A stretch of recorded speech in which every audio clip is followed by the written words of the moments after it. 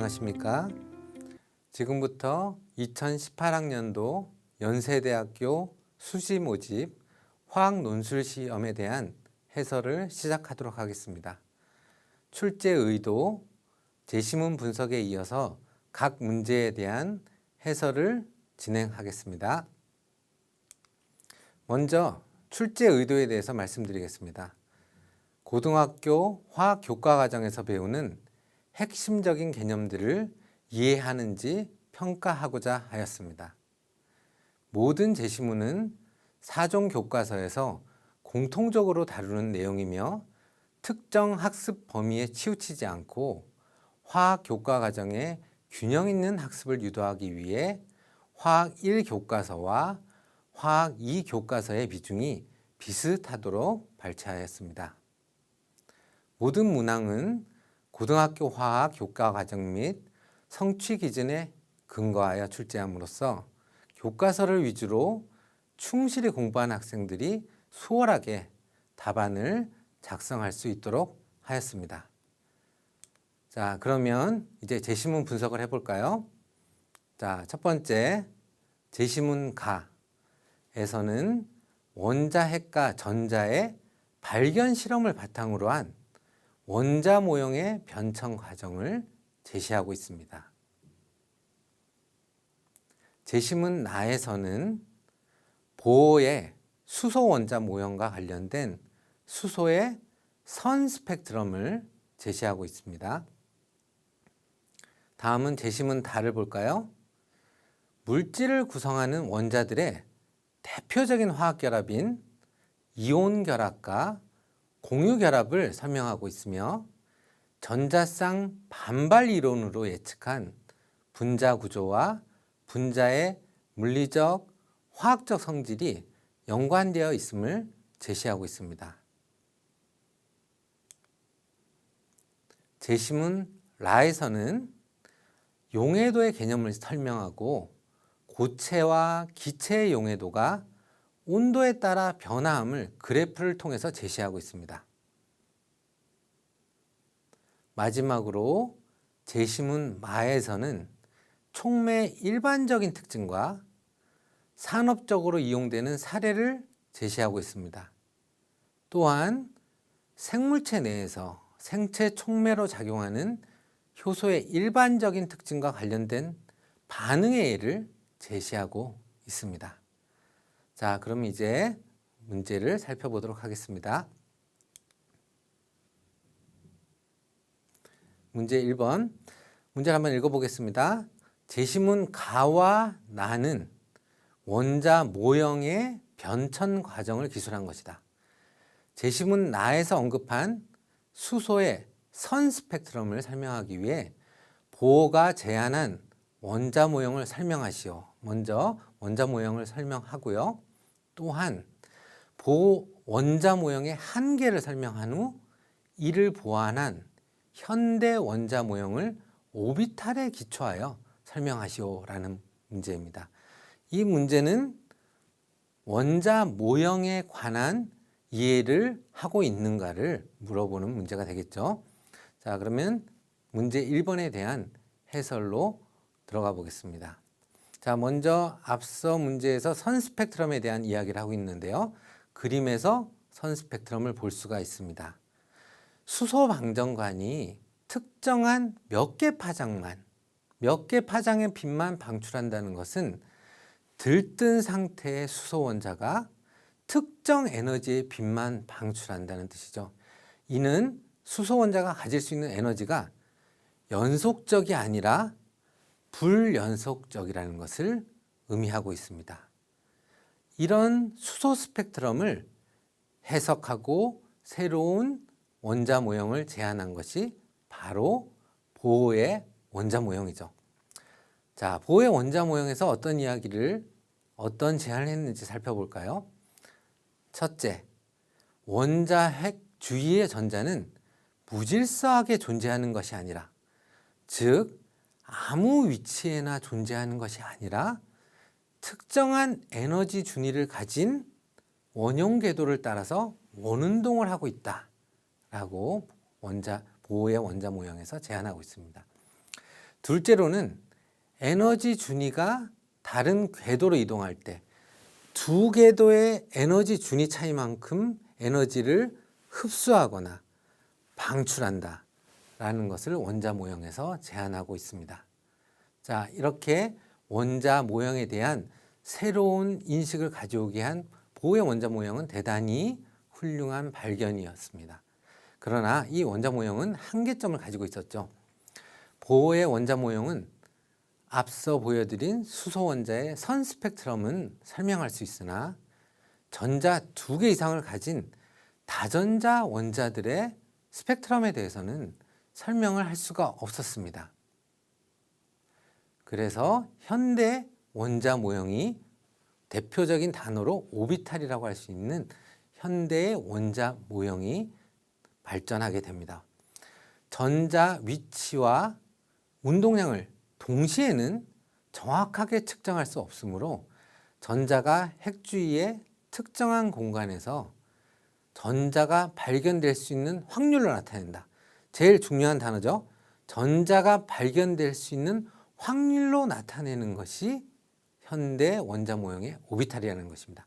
다시 한번 정리하면 원자핵 주위의 공간에서 전자가 존재하는 확률을 나타낸 함수를 오비탈이라고 합니다.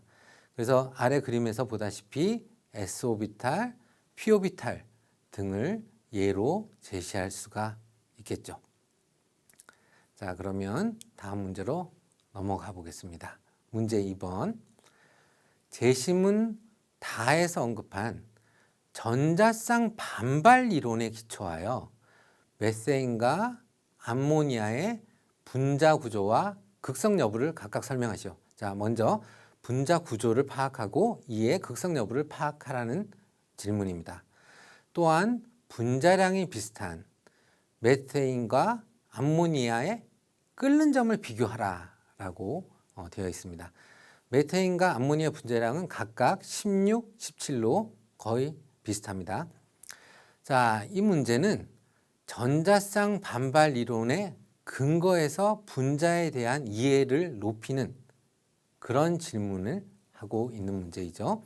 자, 다음 전자쌍 반발 이론을 살펴보면서 문제 해설을 시작하겠습니다. 전자쌍 반발 이론이라는 것은 자, 제가 모형을 들고 설명을 해볼게요. 예, 전자쌍 반발 이론에 대해서 알아봅시다. 공유결합 분자에서 제가 지금 분자 모델을 하나 들고 있습니다. 공유결합이 하나, 둘, 셋, 네 개인 이런 정사면체 구조의 분자를 생각해 봅시다. 이런 공유결합 분자에서 중심 원자를 둘러싸고 있는 전자쌍, 지금 빨간 막대로 보이는 것이죠. 이런 것들은 서로 같은 전하를 가지고 있습니다. 무슨 전하를 가지고 있죠? 결합은? 예, 그렇죠. 음전하를 가지고 있습니다. 음전하와 음전하는 반발력을 가질 수밖에 없죠. 따라서 이 반발력을 최소화하기 위해서 가능한 한 이 빨간 막대와 이 빨간 막대, 즉 결합전자쌍과 결합전자쌍은 가장 멀리 떨어져 있으려고 합니다. 그래서 구체적으로 우리 문제에서 묻고 있는 화물에 대해서 살펴봅시다. 먼저 메테인. 메테인은 이것과 구조가 똑같죠. 메테인은 하나, 둘, 셋, 네 개의 단일 공유 결합을 가지고 있습니다. 따라서 구조는 이 모형과 같은 정사면체 구조가 되겠죠. 자, 여기서 쌍극자 모멘트를 살펴보면 이 막대가 그 쌍극자 모멘트를 나타내고 있죠. 이것의 합은 0이 되므로 이 화합물은 무극성 화합물이 될 것이라고 우리가 예측을 할 수 있습니다. 자, 무극성 화합물은 분자간 인력을 분산력이라는 분자간 인력을 가지게 됩니다. 자, 그 다음은 이제 암모니아를 살펴봅시다. 자, 암모니아는 구조에서 이 결합 전자쌍이 없는 구조이죠. 이 자리에 대신 비공유 전자쌍이 와 있는 상태입니다.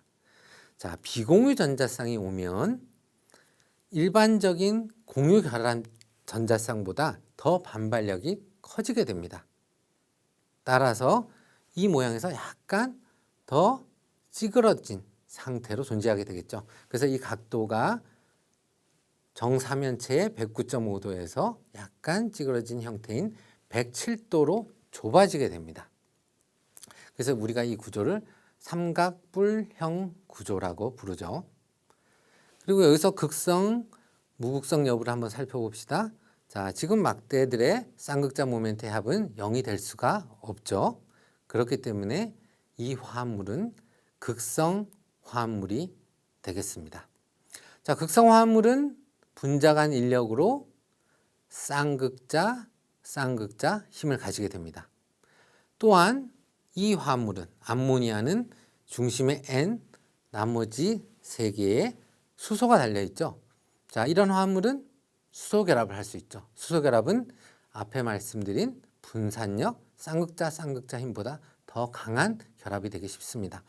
그래서 메세인과 암모니아를 비교하면 암모니아 화합물이 더 높은 끓는 점을 가지게 된다라고 우리가 전자쌍 반발 이론으로부터 출발하여 예측을 할 수가 있습니다. 자, 이제 다음 문제로 넘어가 보겠습니다. 자, 문제 3번.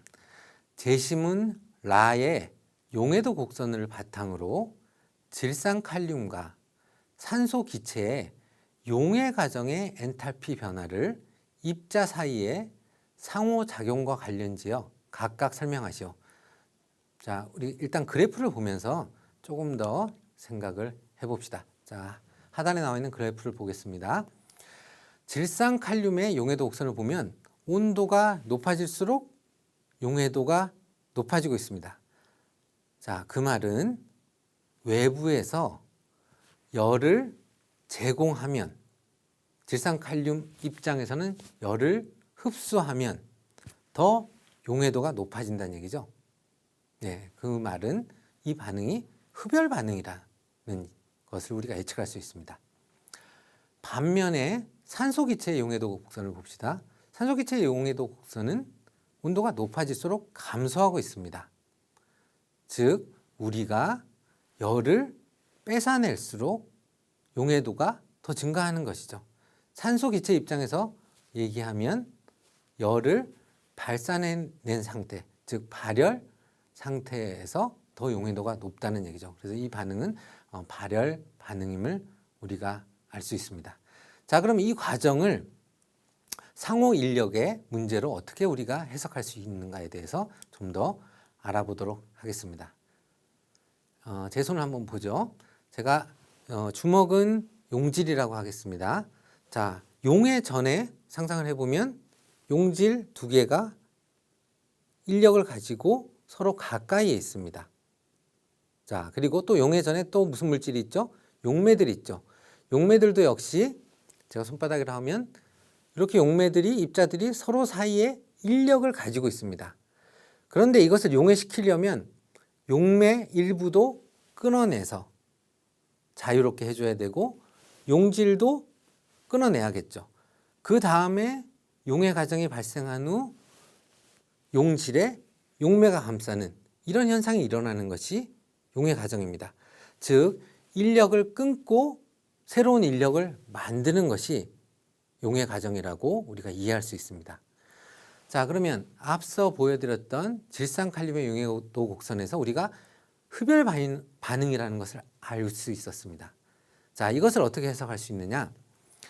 용질과 용질을 끊어내고 용매와 용매의 일부를 끊어내기 위해서 흡수되어야 할 에너지의 양이 나중에 만들어진 용매와 용질이 섞이면서 안정화되는 방출되는 에너지가 누가 더 크다는 얘기입니까?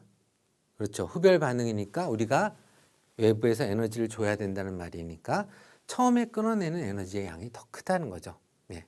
그렇게 우리가 상호작용을 통한 용해 과정을 이해할 수 있습니다. 자, 그럼 이와는 반대인 발열 반응을 보여준 산소 기체는 어떤 상호작용 때문에 이러한 결과가 나왔을까요? 자, 기체와 기체는 입자 간에 거리가 멀리 있죠. 거의 인력이 존재하지 않는 상태입니다.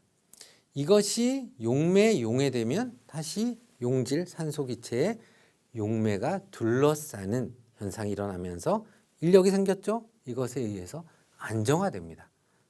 자, 이렇게 산소기체가 용매에 용해되는 과정을 우리가 상호작용을 통해서 이해할 수가 있습니다.